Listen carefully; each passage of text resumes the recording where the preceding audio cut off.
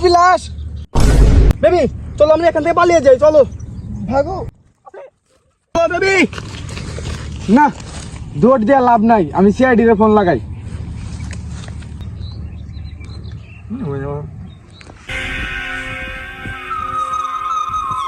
Sir অনেকদিন তো হয়ে গেল, কেস পাচ্ছি না আমরা। মানুষ কি ভালো হয়ে গেল নাকি আমরাই খারাপ হয়ে গেলাম, না আমাদের সবাই ভুলেই গেল? বাংলাদেশে কি দুর্নীতি উঠে গেল নাকি?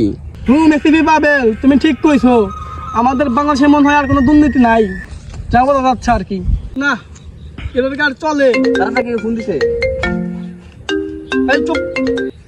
হ্যালো, জি জি আমি এসিপি বাইজিৎ বলতেছিলাম। এসিপি ভাইজিৎ, গাড়ি ফার্মে লাশ পাওয়া গেছে। কি লাশ পাওয়া গেছে? এই তাড়াতাড়ি।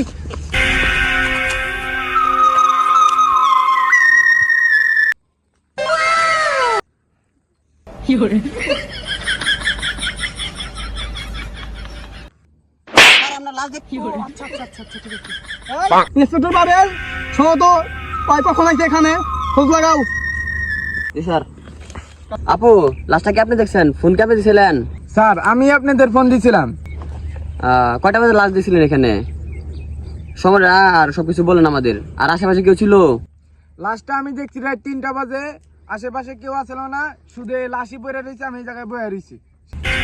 এসিপি পাবেল, এসিপি মাহিদ, এখানে তো অবশ্যই কোনো প্রবলেম আছে।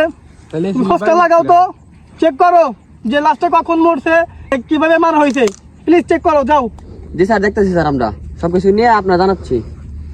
আমি আসো। ভদ্র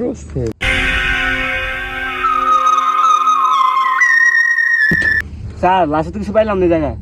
তাই তো দেখতেছি, কিছু তো পাওয়া গেল না। চলো স্যার ডিটেলস জানাই, আসো। স্যার আমরা তো লাশের কিছু পাই নাই, এখন মনে হচ্ছে আমাদের দ্বারা কিছু হবে না, ফরেন্সিক ল্যাবে পাঠাতে হবে ওনাকে। ও আচ্ছা, তাহলে খুনটা অনেক বুদ্ধি দিয়ে করছে। ঠিক আছে, তাহলে তুমি এই ফরেন্সিক ল্যাবে পাঠিয়ে দাও লাশটা, তাড়াতাড়ি ব্যবস্থা করো।